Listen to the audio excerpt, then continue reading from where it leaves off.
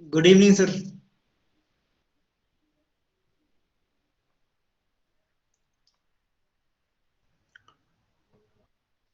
Sir mike on कर लो। हाँ भाई, कौन है? अब देखो, आवाज आ रही है? हाँ, यस सर। अच्छा। शुरू करते हैं। A very warm and take a good evening everyone present here. I, Pankaj Kataria, the president of Karmiyogi, the Civil Services Society of University Rajasthan College, extend my hearty welcome to everyone attending the first webinar of our society for the session 2023-24. Karmayogi university Rajasthan college की अनूठी और अभिनव पहल है, जिसका उद्देश्य एक ऐसे माहौल का निर्माण करना है जो सिविल सेवा के इच्छुक उम्मीदवारों को एकजुट होने और बातचीत करने के लिए प्रेरित करे। कर्मयोगी में हमारा प्राथमिक उद्देश्य छात्र समुदाय के लिए विकास और सीखने का माहौल बनाना है, जो बाद में यूपीएससी और आरपीएससी जैसी प्रतिष्ठित परीक्षा की तैयारी के दौरान अन्य उम्मीदवारों से आगे निकाल सके। सिविल सेवक बनकर देश की सेवा करने के इच्छुक उम्मीदवारों को पंख देना हमारा मौलिक उद्देश्य और इरादा है।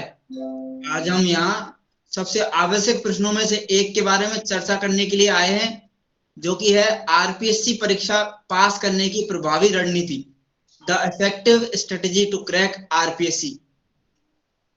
आज हमारे मुख्य अतिथि एक ऐसे व्यक्ति हैं जो कड़ी मेहनत, दृढ़ता और सबसे बढ़कर जो करना है उसे करने के लिए प्यार के विचारों के प्रतीक हैं, श्री गोविंद सिंह जी, जो बहुत कम उम्र में इस परीक्षा को पास करने के लिए जाने जाते हैं।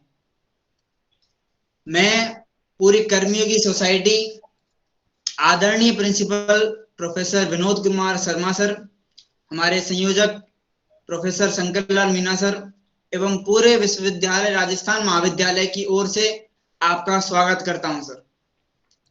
निमंत्रण को स्वीकार करने और आज के सत्र में मुख्य अतिथि वक्ता बनने के लिए हम आपके आभारी हैं। स्वागत है सर। आप कैसे हैं? बस बढ़िया। पंकज जी, आपने जो मान सम्मान दिया उसके लिए धन्यवाद, शुक्रिया। सर, और अभी हम सेशन स्टार्ट करेंगे। तो अभी फिलहाल मेरा ही है सेशन, और तो कोई आपने तो बोल दिया।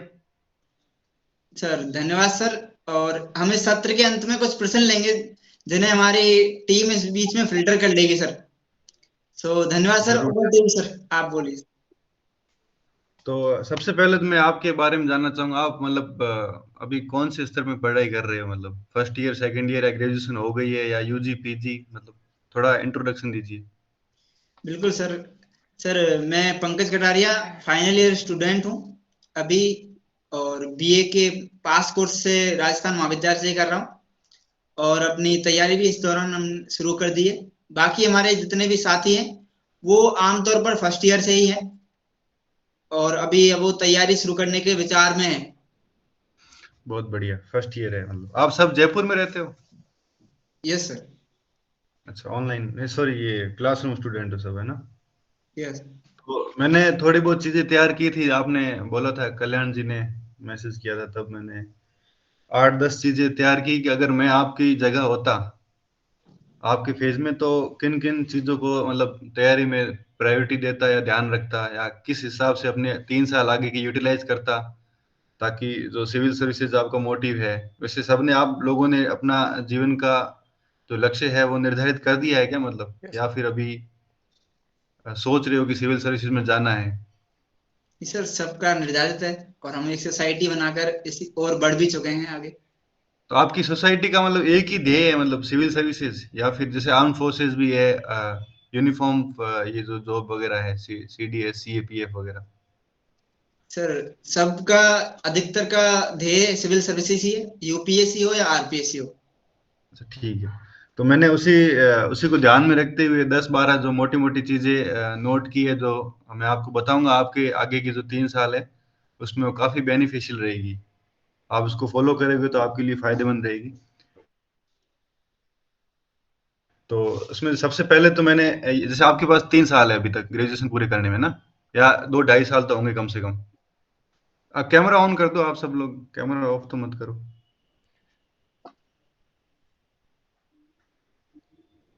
हाँ, अब ठीक है, अब थोड़ा सही लगता है मतलब। चेहरे देखता हूँ तो ठीक लगता है। बिल्कुल सर। और बीच में कोई डाउट वगैरह हो ना तो आप पूछ लेना, बाद नोट कर देना और बाद में पूछ लेना।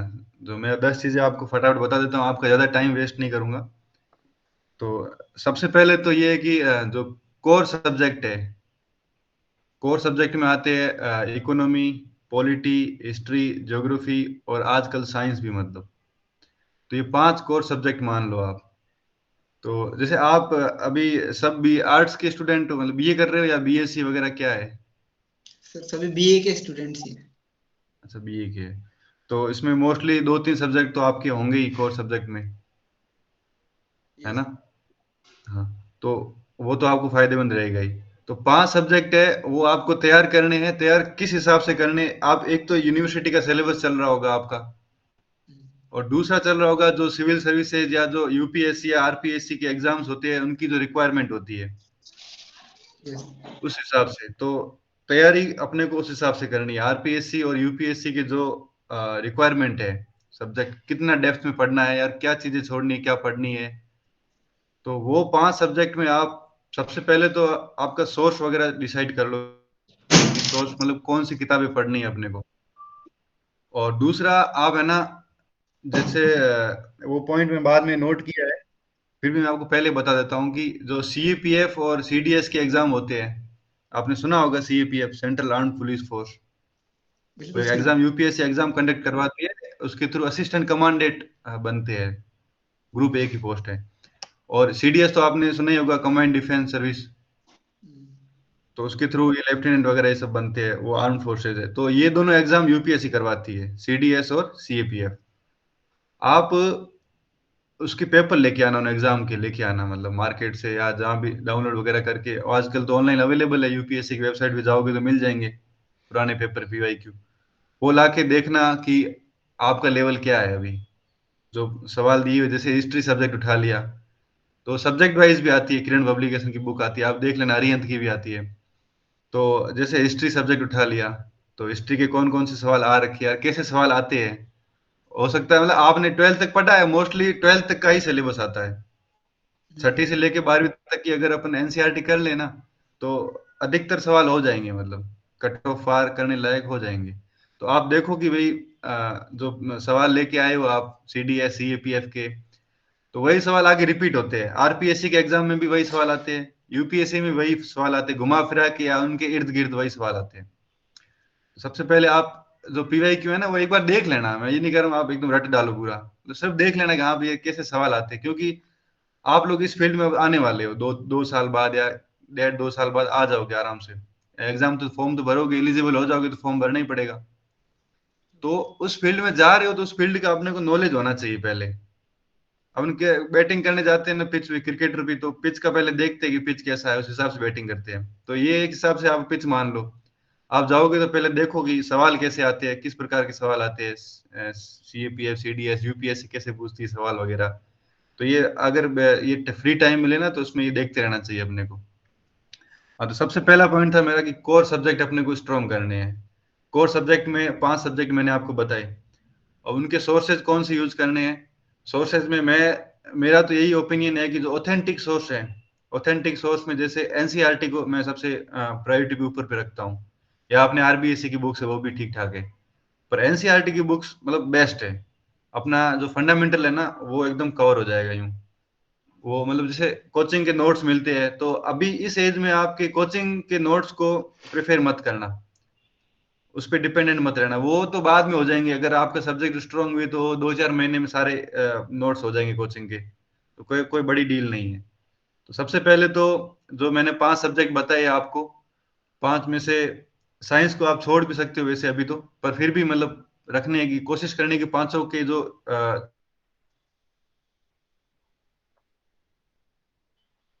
ये सामाजिक की जो एनसीईआरटी है, सोशल साइंस की, वो छठी क्लास की 1 दिन में हो जाएगी।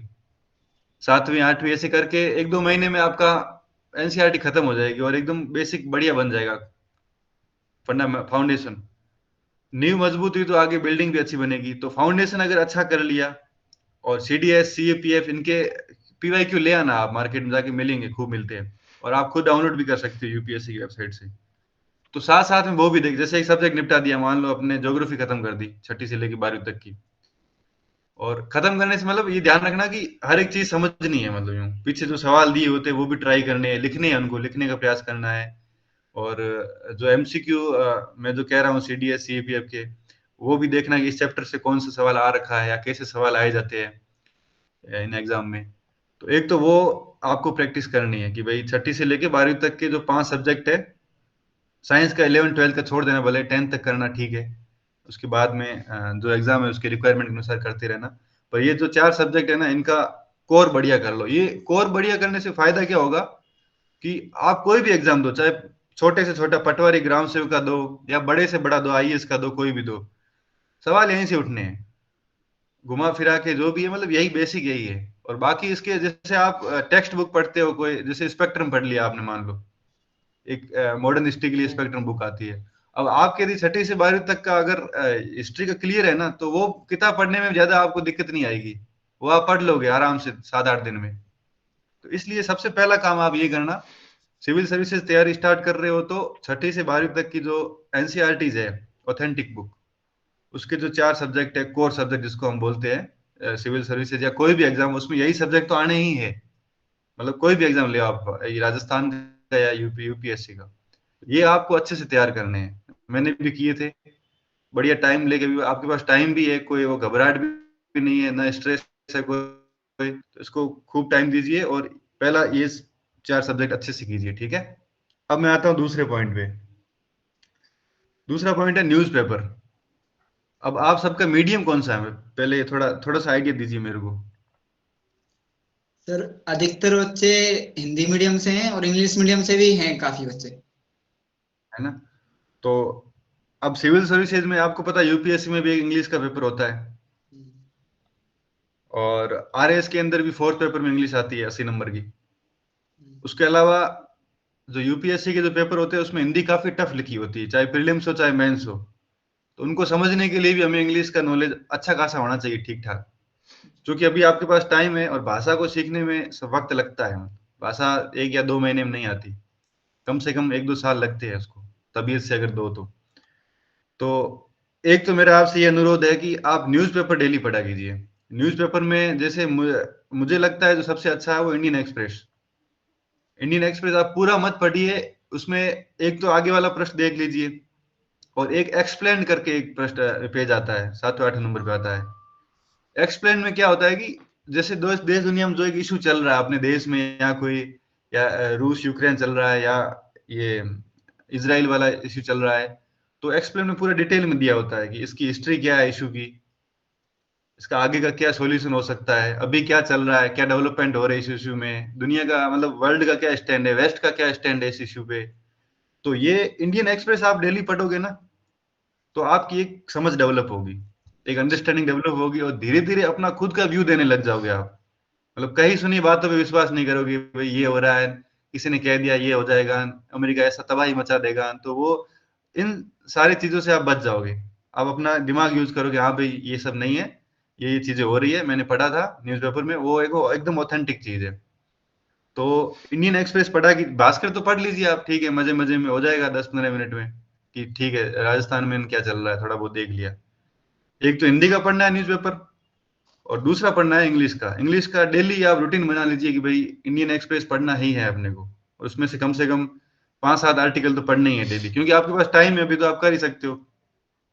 फ्री टाइम रहता है ना अभी आपके पास, कितना फ्री टाइम रहता है? कॉलेज के बाद फ्री हैं सब सर।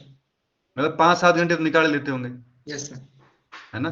तो आप न्यूज़पेपर डेली पढ़ा कीजिए, कॉलेज में पढ़ लो आप, जहाँ वक्त मिले, कॉलेज में आता होगा न्यूज़पेपर तो। बिल्कुल आते हैं सर। हाँ, तो वहां पढ़ लीजिए, वरना रूम पे मंगवा लीजिए 2 4 लोग मिलके। और न्यूज़पेपर के साथ साथ, न्यूज़पेपर से पढ़ रहे हो ना, जैसे इंग्लिश पढ़ रहे हो आप, तो कोई एक्सप्लेन में कोई आर्टिकल पढ़ा आपने एक्सप्लेन पेज के अंदर, तो उसमें स्पेलिंग्स वगैरह नहीं आती होगी आपको, उसका मीनिंग नहीं आता होगा, ऐसा शुरुआत में गजब मतलब प्रॉब्लम आएगी आपको, अगर आपको अंग्रेजी माध्यम नहीं है तो वो शब्द अंडरलाइन करो, उसको डिक्शनरी में या गूगल ट्रांसलेट में सर्च करो, सर्च करके उसका मीनिंग लिख लो, और फिर उसको यूज करो एक दूसरे से, दोस्तों से, मतलब जैसे भी, उसको यूज करके डेली रिवाइज करो। वो 10 15 वर्ड हमेशा लिखा करो, आप एक डायरी बनाओ अलग से, वो बहुत काम आएगी आपके। अब अभी आपको रियलाइज नहीं हो रहा होगा, बाद में बहुत काम आएगी। एक अगर लैंग्वेज अच्छी हो ना इंग्लिश, तो एक अंदर से सेल्फ कॉन्फिडेंस रहता है बढ़िया वाला। आप आरएस का एग्जाम दोगे, तो आरएस के अंदर फोर्थ पेपर में 80 नंबर, जैसे इस बार मैंने दिया था, तो मैंने इंग्लिश के लिए कुछ नहीं पढ़ा, मतलब कुछ नहीं, मतलब उसको कुछ टाइम नहीं दिया, क्योंकि मैं पिछले 5 साल से एक्सरसाइज करता आ रहा हूँ। कॉलेज में था तो इंग्लिश मीडियम था, 12th तक तो हिंदी था मेरा, फिर बीटेक किया तो इंग्लिश में था, तो वो उस समय मुझे इंग्लिश बहुत कमजोर थी मेरी, तो मैं इंडियन एक्सप्रेस पढ़ता था, जो वर्ड नहीं आते थे तो मैं उसको एक डायरी में नोट करता था।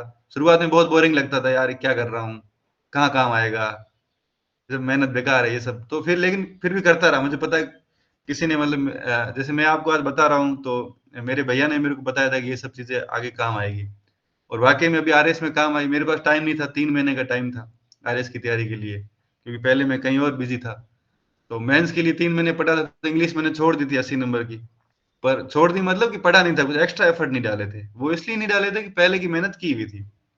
तो मैं, मेरे कहने का मतलब ये है कि आप एक न्यूज़पेपर पढ़िए, उससे दो चीजें होगी आपके आपके जीवन में, दो बदलाव आएंगे। पहला, जो नेशनल और इंटरनेशनल जो इम्पोर्टेंट इशू है, हाँ ये वीरेंद्र जांग, नॉलेज इज नेवर वेस्टेड, सही लिखा है। तो वो दो चीजें काम आएगी, दो चीजों में परिवर्तन आएगा। पहला तो, जो नेशनल और इंटरनेशनल जो इश्यूज है, इंपॉर्टेंट इश्यूज चल रहे हैं जो देश दुनिया में, जैसे अभी वो चल रहा था कि प्याज की प्राइस वगैरह बढ़ गई बहुत ज्यादा, तो उसमें एक्सप्लेन में काफी अच्छा लिखा हुआ है क्यों बढ़ी है, मानसून डिले हो गया, दोबारा फसल नहीं हुई, वो सब लिखा हुआ है। सरकार ने क्या क्या किया, केंद्र सरकार ने कौन से एक्ट में बदलाव, कौन से एक्ट की पावर का यूज किया उन्होंने। तो ये सब चीजें ना आप रिलेट कर पाओगे कि अच्छा, प्याज की प्राइस बढ़ रही है, कल को टमाटर की बढ़ेगी, तो सरकार क्या कर सकती है, एसेंशियल कमोडिटी एक्ट क्या है, वो सब आपका न्यूज़पेपर में पढ़ोगे ना आप, तो आपकी नॉलेज इंक्रीज होगा, इनहेंस होगा। वो हर जगह काम आएगा, लाइफ में तो आएगा ही, एग्जाम में भी आएगा, हर जगह काम आएगा। तो न्यूज़पेपर पढ़ो, इसके दो फायदे, एक तो लैंग्वेज सुधरेगी, इंग्लिश के नए वर्ड सीखोगे, वोकैब वगैरह अच्छी होगी एकदम। वोकैब अच्छी होने से आप कोई भी एग्जाम दे, जैसे अभी जूनियर अकाउंटेंट का एग्जाम आ रहा है, तो इसमें ये इंग्लिश का काफी रोल है।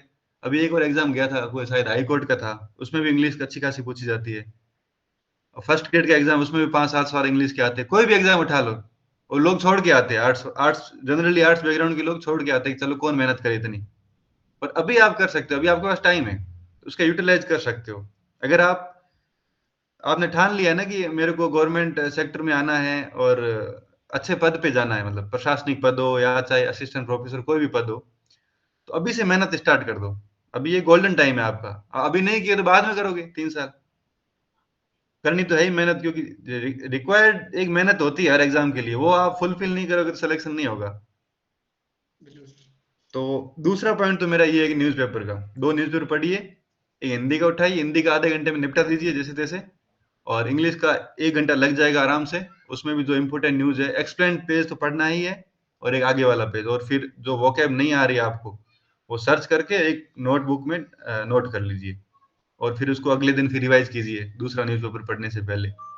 तो ये एक्सरसाइज आपको करनी है डेली, मेरे हिसाब से बड़ी लाभदायक रहेगी आपके लिए। अगर किसी ने कर लिया ना 1-2 साल, फिर आप याद करोगे मेरे को भी, हाँ भाई गोविंद ने ठीक बोला था। ठीक है। और बाकी कोई इशू आए ना, जैसे देश दुनिया में क्या इशू चल रहा है, जैसे रूस यूक्रेन वाला 1 साल चला था पूरा, अभी इजराइल फिलिस्तीन चल रहा है पूरा 1 साल, मतलब कम से कम 7-8 महीने तो ही गए। तो है ना, उसको डिटेल में पढ़ो आप, एक्सप्लेन में तो आई ठीक है, चलो उसके बाद खुद से डाउट पैदा करो, भाई ये इजराइल और फिलिस्तीन कहाँ आया हुआ है, ये इजराइल में कौन कौन से इलाके, इजराइल के आसपास के कौन कौन से कंट्रीज है, मैप में देखा करो, गूगल मैप सर्च किया करो। मतलब खुद से एक हैबिट डेवलप करो कि इस इशू के कोर तक, तह तक जाओ एकदम, कि ये इशू स्टार्ट ही क्यों हुआ। इंडिया और चाइना का कुछ चल रहा है, मान लो ये बॉर्डर डिस्प्यूट चल रहा है, तो आप जाके देखो कि भाई फिर ये हिस्ट्री में क्या हुआ था, इंडिया और चाइना के बीच में क्यों डिस्प्यूट है, मैकमोहन रेखा क्या है, कहाँ से गुजरती है। तो ये पूरा आप मतलब एकदम कोर तक देखो, अभी टाइम है आपके पास। तो ये बाद में मेहनत नहीं करनी पड़ेगी, ये सब इन चीजों पे एकदम आपका बेसिक फाउंडेशन एकदम शानदार हो जाएगा। कोई न्यूज में आर्टिकल चल रहा है अभी, राहुल गांधी को सस्पेंड किया था, तो वो कौन से आर्टिकल, कौन से एक्ट के तहत किया गया था, तो ऐसे पूरा कवर करो, पहले भी ऐसी घटनाएं हो चुकी है क्या, यूं। तो दूसरा है न्यूज़पेपर, और न्यूज़पेपर के साथ आप कोई दृष्टि आईएएस या विजन आईएएस की मैगजीन ला सकते हो अगर टाइम मिले। या इच्छा हो, तो उसमें भी डिटेल में दिया होता है इशू सारे। अगर अपन 4 जगह ढूँढेंगे तो वो एक जगह मिल जाएगा यूँ। पर ढूँढना अभी इस एज में ढूँढना ठीक है। खुद से ढूँढोगे ना, चीज़ों को ढूँढना भी आ जाएगा, मतलब कि हाँ, ये चीज़ है तो इसको कैसे कहाँ से ढूँढे, ऑथेंटिक वेबसाइट कौन-सी है। तो सर्च किया करो यूँ गूगल पे। गूगल ये रील्स वगैरह मत देखा करो यूँ। टाइम का यूटिलाइज़ किया करो। वो भी आगे पॉइंट है, मैंने लिखा है एकदम बढ़िया। तो ये तो 2-3 पॉइंट हो गए, ठीक है।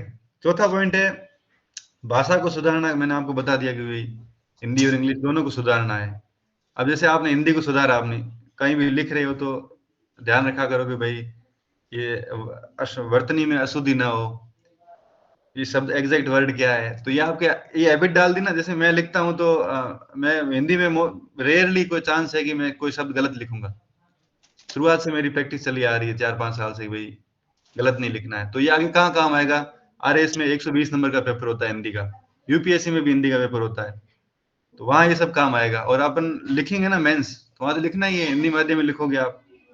तो हिंदी अगर सही नहीं लिखोगे ना, वर्तनी में जगह जगह अशुद्धि है, ग्रामेटिकल एरर हो रही है, तो चेक करने वाला नंबर ही नहीं देगा आपको। बिल्कुल भाषा भी अच्छी पकड़ बनाओ आप, हिंदी और इंग्लिश दोनों पे।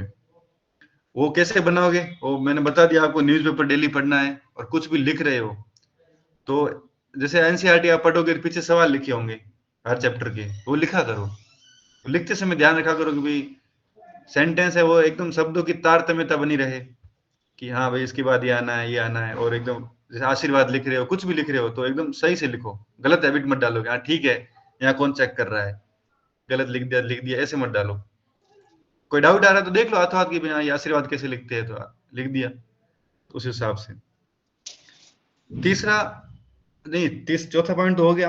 पांचवा पॉइंट है कि आप जैसे सोशल मीडिया यूज करते हो ना, इंस्टाग्राम होगा आपका, फेसबुक वगैरह होगा, करते होंगे, करते हो ना?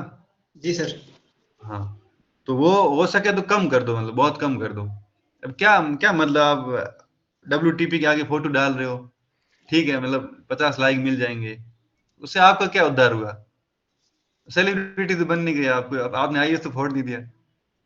जी। हाँ, वो गौरव गौरव बुड्ढा ने इस बार आईएएस बने थे, 2017 में गंगा सिंह जी बने थे। तो उनके सोशल मीडिया नहीं थे, आईएएस बनने के बाद खोला अकाउंट तो लाखों में फॉलोअर हो गए 10 दिन के अंदर अंदर। अब आप डेली कभी ये जीटी जा रहे हो, कभी कहाँ जा रहे हो, वो डाल रहे हो कि भी हाँ कॉफी पी रहे हो, टाइम वेस्ट ही है मेरे हिसाब से। तो मतलब ठीक है, थोड़ा बहुत करना चाहिए कि भाई देश दुनिया में क्या चल रहा है देख लिया, बाकी ज्यादा टाइम नहीं स्पेंड करना चाहिए। भाई इसने क्या कमेंट किया है, लव का रिएक्शन आया कि कौन सा आया है, खूब टाइम जाता है इसमें। फिर रील्स देखने लग गए कि हाँ किसका क्या चल रहा है। तो सोशल मीडिया से ना एकदम मेरे हिसाब से दूरी बना लो। मतलब क्या मतलब यूज करने का, अभी 2-3 साल आपने ढंग के दे दिए ना। अब मैं भी सोच रहा था कि भाई कॉलेज में अगर 2-3 साल अगर सिविल सर्विसेज को दिए होते तो आज यूपीएससी वगैरह में मतलब फाइट कर रहा होता यूं। तो वो मैंने टाइम चलो इन्वेस्ट ही किया था इंजीनियरिंग में। बट जैसे आपके पास टाइम है तो आपको तो सिविल सर्विसेज में जाना है, या यूपीएससी की कोई भी एग्जाम फाइट करोगे, सीएपीएफ वगैरह, सीडीएस वगैरह, तो आप अपना टाइम है ना यूटिलाइज करो बढ़िया से। टाइम तो लिमिटेड है, 3 साल यूं गुजरेंगे पता नहीं चलेगा जयपुर में। तो सोशल मीडिया से दूरी बना के रखो। और यूट्यूब का भी एकदम वाइजली यूज करो, एकदम अच्छी चीज देखा करो। जैसे विकास दिव्य कीर्ति वगैरह है, सर है, इनके स्पीच सुना करो। 2-2 4-4 घंटे के लेक्चर होते हैं। यूसी भी इन्होंने सेम सेक्स मैरिज वगैरह काफी डिबेट रहती है उनकी, तो वो सुना करो। तो उससे क्या है कि नॉलेज बढ़ेगा एक बढ़िया। Overall personality develop, knowledge, personality development क्या होता है? यही तो होता है। आपको आरएस का इंटरव्यू दोगे या यूपीएससी का इंटरव्यू दोगे, तो ऐसा थोड़ी कि आपने मेंस पास कर लिया और अब आप इंटरव्यू की तैयारी करोगे, वो नहीं होता है। इंटरव्यू की तैयारी आप अभी से स्टार्ट कर दो। मतलब कि आप इंटरव्यू का मतलब पर्सनैलिटी डेवलप करो यूं।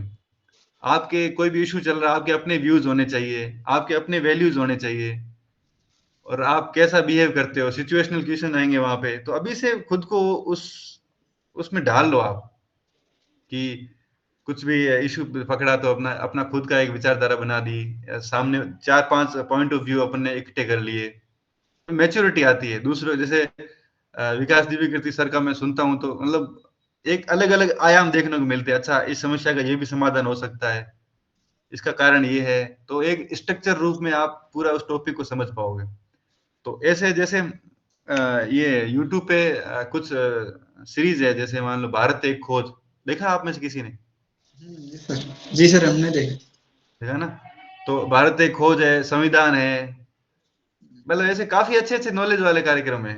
एक पूरी सीरीज रखी, 20-30 एपिसोड है। तो वैसे देखा करो आप, तो उससे क्या है, नॉलेज बढ़ेगा आपका इंडिया के बारे में, वर्ल्ड के बारे में, अपने इतिहास के बारे में। तो वो चीजें आपको बेनिफिशियल रहेगी ओवर द टाइम। एक तो ये हो गया। बाकी जैसे सनसेट टीवी है, वो भी देखा करो, उसमें भी काफी अच्छे अच्छे डिबेट्स आती है। कोई भी इशू चल रहा है या कोई नया बिल आया है, एक्ट आया है संसद में, तो उसके बारे में बताएंगे। जैसे डेटा प्रोटेक्शन बिल आया था अभी, तो उसके बारे में दो चार लोग बैठते हैं, उसके प्रोज क्या है, कॉन्स क्या है, वो सब बताते हैं। एआई पे चल रहा है, एआई पे खूब अभी चल रहे हैं, वर्ल्ड लेवल पे सबमिट चल रहे हैं, तो वो संसद टीवी में आते हैं। या कोई और देख लिया करो एआई के बारे में अभी क्या चल रहा है, क्या डेवलपमेंट हो रही है, वो खूब आर्टिकल आएंगे इंडियन एक्सप्रेस में उसको। और डीप फेक, हाँ, तो ऐसे जो टॉपिक चल रहे हैं ना, तो उनके बारे में आप बढ़िया कोई ऑथेंटिक सोर्स, जैसे सनसेट टीवी है, वहां डिबेट देख लो, या कोई अच्छे वक्ता है उनका देख लिया करो। और पढ़ना तो है ही न्यूज़पेपर में, तो ये सब समझ डेवलप करो आप, ठीक है। इसके अलावा जैसे राजस्थान का नॉलेज बढ़ाओ आप अपना। एक मैंने वो पॉइंट नोट किया था कि राजस्थान का नॉलेज कैसे, कि भाई अब आरपीएससी आप आरएस आप देने जा रहे हो, दोगे ही, सीधी सी बात है। तो आरएस में राजस्थान का ठीक ठाक पोर्शन आता है, बढ़िया आता है। तो अभी आपके यूनिवर्सिटी के सिलेबस में है राजस्थान का पोर्शन, जी सर। है ना? और उसके अलावा जो आरबीएससी की बुक्स है 6ठी से 12वीं तक की, उसमें राजस्थान का खूब अच्छा अच्छा खासा दिया हुआ है, 5-6 बुक्स है। आप एकदम मतलब दिल से पढ़ोगे ना, एकदम पढ़ना से, तो 1 महीने की होगी मुश्किल से। मतलब दिन में अगर 2 घंटे भी दे दिए ना, तो राजस्थान की जो बोर्ड की बुक है ना 6ठी से 12वीं तक, जिसमें राजस्थान का नॉलेज है, तो वो आराम से 1 महीने में हो जाएगी 6 बुक कवर। तो एक बेस अपना बढ़िया बन जाएगा राजस्थान का, और वो आगे काम आएगा। फिर क्या होगा कि जैसे आप 3 साल कंप्लीट कर लोगे, ग्रेजुएशन वगैरह हो गई, फिर आप कंपटीशन में आओगे कि अब अच्छा एग्जाम देने हैं, अब तो अपने को ग्रेजुएशन हो गई, फॉर्म वगैरह भरोगे आप, तो उस वक्त आप फिर उस वक्त कोचिंग के नोट्स पढ़ना जरूरी है। कोचिंग वालों को पता है कि भाई क्या इंपॉर्टेंट है क्या नहीं है, कौन से सवाल आते हैं, वो नोट्स ही वैसे बनाते हैं। उस वक्त आपको दिक्कत नहीं आएगी, क्योंकि आपका सब कवर होगा। बेसिक आपने एकदम ऑथेंटिक बुक से पढ़ी हुई है, तो उस समय आपको वैल्यू एडिशन करना होगा ना, तो आप ऑथेंटिक बुक से सीधा नोट्स में लिख लोगे, अच्छा ये नोट्स में ये कमी है, उस बुक में लिखा हुआ था ये। फिर आपकी एकदम होलिस्टिक तैयारी हो जाएगी पूरी तरीके से, डर नहीं लगेगा आपको, बाकी बच्चों से आप बहुत आगे चले जाओगे। यहाँ आते हैं लोग सीधा तैयारी करने, कोचिंग में एडमिशन लेते हैं, 12th वाले, फर्स्ट ईयर वाले, अभी चल रहा है 3 साल का बैच स्प्रिंग बोर्ड में, सम्यक में भी चल रहा है। मैं अभी 3 दिन पहले गुरुकुल गया था, सम्यक का एक इनिशिएटिव है। गुरुकुल में क्या होता है कि 12th के बाद बच्चों को पढ़ाते हैं। एक सेकेंड में पानी पी लेता हूँ। 12th के बाद 3 साल तक आरएस की तैयारी करवाते हैं। तो मेरे को तो सिस्टम थोड़ा ठीक नहीं लगा यूं, मतलब सीधा आप मतलब कोचिंग वाला पढ़ाते हो ना, तो वो समझ डेवलप नहीं होती इतनी। खुद से करे ना तो बहुत ज्यादा सही होता है। अब जितने भी टीचर बने हैं ना, वो अच्छे टीचर हैं, वो खुद से पढ़ के बने हैं। खुद से पढ़ने का ये है कि समझ डेवलप हो जाती है उस विषय के बारे में अच्छी तरीके से। तो अभी आपका टाइम है, तो कोचिंग की तरफ मत भागना आप, मेरे हिसाब से तो कोचिंग की तरफ ग्रेजुएशन के बाद भागना। ठीक है, कोचिंग आपको डायरेक्शन दे देगी, अभी खुद से पढ़ो, जो सब्जेक्ट है वो अच्छे करो, ऑथेंटिक बुक आरबीएससी एनसीईआरटी वगैरह जो मैंने बताई, ये सब देख लेना, राजस्थान का नॉलेज अच्छा करना है। ये 6ठा पॉइंट था अपना। उसके बाद 7वां पॉइंट मैंने, जो मुझे ठीक लगता है, कि जो नॉवेल्स होती है ना बुक, वो पढ़ा कीजिए आप। जैसे अब गांधी जी की है 2-3 बुक है, सत्य के साथ मेरी प्रयोग है, एपीजे अब्दुल कलाम की बुक है, ऑटोबायोग्राफीज है। ऑटोबायोग्राफीज पढ़ने से पता है क्या फायदा है? उस इंसान ने 30 साल किसी एक फील्ड में काम किया, और वो 30 साल का अनुभव अपने एक ऑटोबायोग्राफी में लिखता है, जीवनी में लिखता है। और वो जीवनी आप चाहो ना, फ्री बैठ के ऐसे गप्पे मारते हो चाय की थड़ी भी बैठ के इधर उधर, और वो 10 पेज पढ़ लिए उसके, मान लो 100 100 150 200 पेज की बुक आती है, कोई भी ऑटोबायोग्राफी ले लो, तो उस 30 साल का अनुभव है ना, आपको 7 दिन में आ जाएगा। बहुत कुछ सीखने को मिलेगा उससे जीवन में।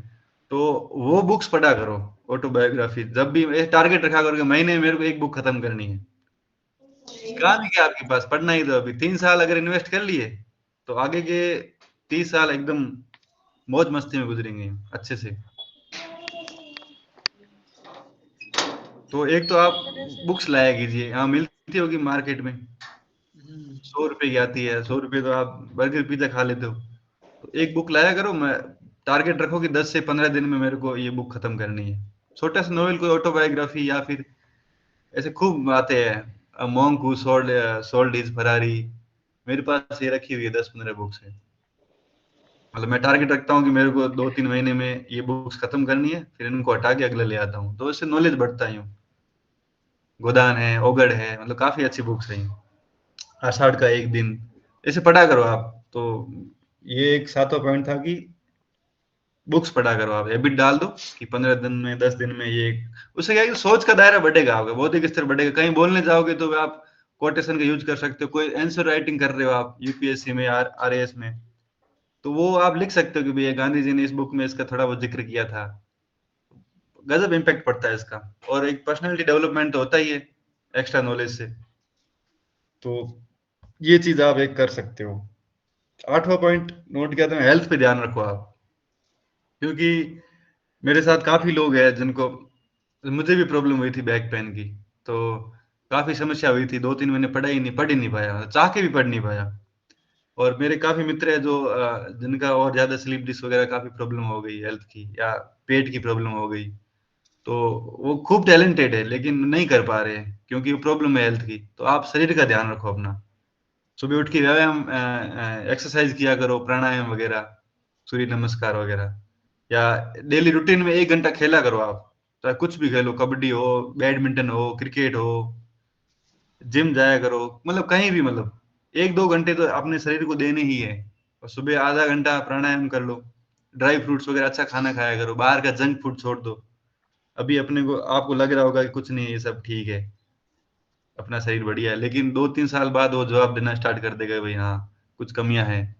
अब किसी के कॉन्स्टिपेशन हो रहा है, किसी के क्या हो रहा है, तो वो बाद में है ना, एक मस्तिष्क काम करना बंद कर जाएगा, मेमोरी पावर कम आ जाएगी, स्ट्रेस आ जाएगा। तो हेल्थ पे ध्यान दिया करो सबसे। अपना तो कहा गया है कि पहला सुख निरोगी काया। शरीर स्वस्थ रहेगा तो मन भी अच्छा चलेगा। तो हेल्थ का बढ़िया ध्यान दो आप। पढ़ाई हो ना, वो सेकेंडरी है। हेल्थ बढ़िया रखो, अच्छा खाओ, अच्छा पियो, एक्सरसाइज किया करो। तो इसका मतलब ध्यान रखा करो हेल्थ का। मैं तो इसको सबसे पहले रखता हूँ, पढ़ाई तो बाद में, हेल्थ पहले रखो आप। और 9वां पॉइंट मैंने लिखा था कि भाई सीडीएस सीएपीएफ एग्जाम जो है ना यूपीएससी के, अगर फॉर्म भर सकते हो फाइनल ईयर में हो तो भर देना। एग्जाम हॉल में बैठो, भले कुछ ना आए, भले 5 सवाल होए, एक एक्सपीरियंस होगा। सवाल नहीं आएंगे तो अंदर से जलालत फील होगी, यार कुछ नहीं आ रहा है, पढ़ने की जरूरत है। तो वहां जाया करो, एग्जाम वगैरह, फॉर्म वगैरह भरा करो। कोई भी एग्जाम हो तो फॉर्म भर दिया करो, जी सर। जाए बैठ के आओ।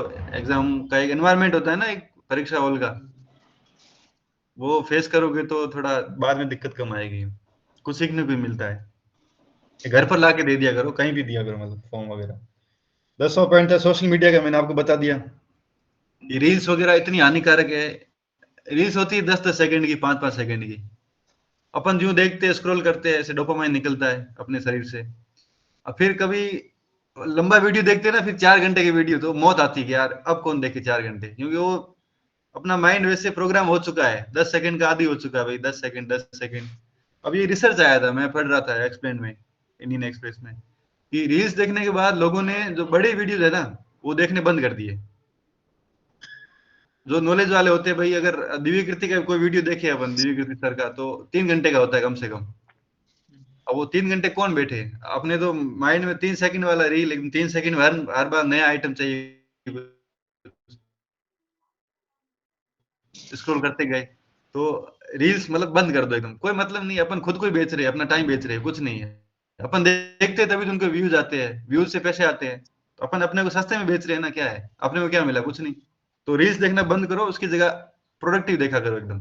सनसेट टीवी हो गया, डिबेट्स होगी अच्छी अच्छी, कोई अच्छा इशू चल रहा है उसको सनसेट टीवी देख लो। भारत एक खोज, संविधान, मालगुडी डेज, कुछ ना हो तो गोदान देख लो। बहुत अच्छा-अच्छा है, तो वो वैसे देखा करो आप। सोशल मीडिया का मतलब अच्छा उपयोग करो। उसके अलावा हाँ, एक ये पॉइंट नोट किया था, अपना ग्रुप अच्छा रखो मतलब। अधिकतर मैंने देखा था कि भाई ग्रुप मेंबर्स जो जैसे कोई पॉलिटी में ये पॉलिटिक्स में एक्टिव है भाई, नारेबाजी कर रहे हैं, हड़तालों में सबसे आगे, तो अपना भी फिर वहीं रुझान रहेगा, हड़तालों में चले जाएंगे, धरना प्रदर्शन कर देंगे। तो जैसा ग्रुप होगा ना, संगत जैसी होगी। और ये तो टाइम क्रूशियल है आपका, first year second year group यहीं बनते हैं। और अगर ऐसे ग्रुप में चले गए कि भाई सब सीरियस ग्रुप है, एकदम बढ़िया है, अच्छी डायरेक्शन में जा रहा है, ठीक ठाक, थोड़ी बहुत मौज मस्ती भी है, बाकी पढ़ाई के प्रति भी सीरियस है, तो वो ग्रुप ज्यादा बेनिफिशियल रहेगा। तो आप अपना ग्रुप अच्छा रखें, और जैसे असामाजिक तत्व है, उनसे दूरी बना के रखिए। अभी आपको ये दादागिरी ये सब अच्छा लगेगा इस एज में, पर वो बाद में चल के सही नहीं है, टाइम वेस्ट ही है आपका। तो जो अच्छे लोग हो, बुद्धिमान लोग, विवेकशील लोग, उनको ग्रुप में रखिए। इसके अलावा हाँ, मतलब ये जो मैंने 10-11 चीजें बताई है, ये आपके जो 2-3 साल है उसमें आप इन चीजों का ध्यान रखोगे, तो एक आपका जो करियर की जो नींव है ना, फाउंडेशन, वो बहुत अच्छे से बैठ जाएगी। कोई भी एग्जाम फाइट कर सकते हो आप, चाहे वर्दी वाली जॉब चाहिए, क्योंकि जैसे हिंदी इंग्लिश अच्छी होगी तो एसआई में आपका काम आ जाएगा, एसएससी में काम आ जाएगी इंग्लिश अच्छी हुई तो, आरपीएससी और यूपीएससी सिविल सर्विसेज है, सीएपीएफ में काम आएगा ये सब। तो नींव आपने बना ली अब 2 सालों में। उसके बाद आके आपको, जैसे आप आरएएस फोकस कर रहे हो, तो आरएएस में जैसे सिलेबस में डिटेल में ये सब बाद में जाना है। प्लीज अबाउट सी सेट मैं ना एक बार कंप्लीट कर लेता हूँ, फिर आपके जो डाउट हो ना आप पूछ लेना। तो ये 2-3 साल जो ये मैंने बताया 8-10 पॉइंट, इसका एक ही पर्पज है कि आपका फाउंडेशन बहुत सॉलिड बन जाएगा। फाउंडेशन सॉलिड बनने से अपन अलग अलग टाइप की डिजाइन की बिल्डिंग बना सकते हैं। किसी को आर्मी में, किसी को ये फोर्स में जाना है, किसी को सिविल सर्विसेज में, किसी को टीचिंग फील्ड में जाना है, तो वो किसी भी फील्ड में आप जा सकते हो। इतनी एक्सरसाइज कर लोगे 2-3 साल की, फिर आपके लिए जाना आसान रहेगा। यूँ आप अब आरएस की तैयारी कर रहे हो, अगर मैं कह रहा हूँ, आपको दावे के साथ कह रहा हूँ, आप पहले रिकॉर्ड कर लो। अगर इतना कर लिया ना, उसके बाद आरएस की प्रिपरेशन 6 महीने का खेल है बस, और कुछ नहीं है। क्योंकि यही सब कुछ है, और कुछ है ही नहीं। दो 5-6 सब्जेक्ट छोटे मोटे वो बाद के है, वो 2-2 4-4 दिन के है, ज्यादा कुछ है ही नहीं उसमें। वो तो आरपीएससी का जो नोटिफिकेशन आएगा ना, तब 1 साल भर्ती चलती है पूरी, तो 1 साल क्या करोगे, यही सब करना है, छोटे मोटे सब्जेक्ट। अब मेरा कोर स्ट्रॉन्ग था, तो मैंने अभी 3 महीने में मैंने आरएएस के लिए सिर्फ 3 महीने पढ़ा है, सिर्फ 3 महीने। इस बार मैं दे रहा हूँ, दूसरा अटेम्प्ट है मेरा। पहले अटेम्प्ट मैंने सिर्फ 3 महीने पढ़ा था, और मेरी 245वीं रैंक आई थी। और ऐसी आशा रहे कि तहसीलदार सर्विस मिल जाएगी, आरटीएस वगैरह। तो 3 महीने में इसलिए निकला कि मेरे कोर सब्जेक्ट अच्छे थे। ये जो 4-5 सब्जेक्ट है वो ये जब मैं जॉब का, मैंने 2 साल मैं सॉफ्टवेयर इंजीनियर था सैमसंग इलेक्ट्रॉनिक्स नोएडा में। तो उस वक्त सोचा था कि मैंने प्रशासन में जाना है, तो वहां से मैंने तैयारी स्टार्ट की थी। वो 2 साल लेट हो गया मैं वहां पे, क्योंकि जॉब की थी।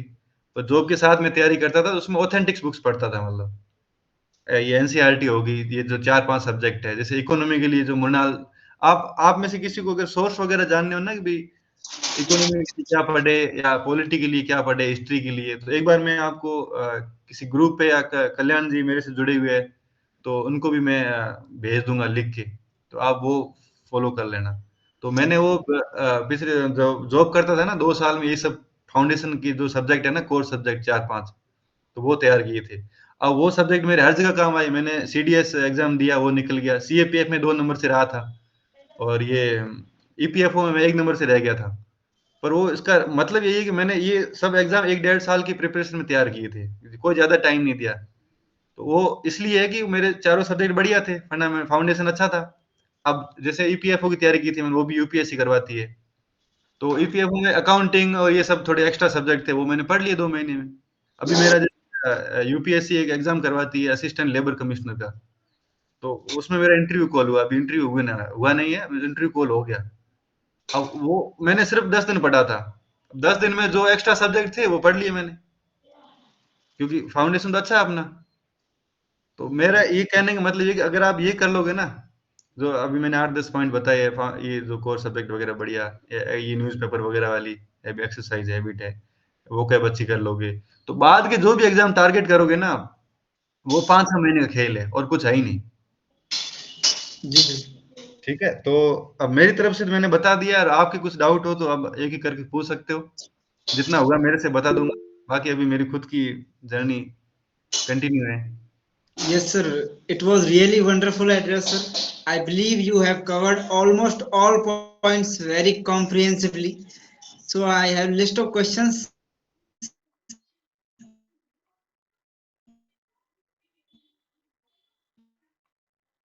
which I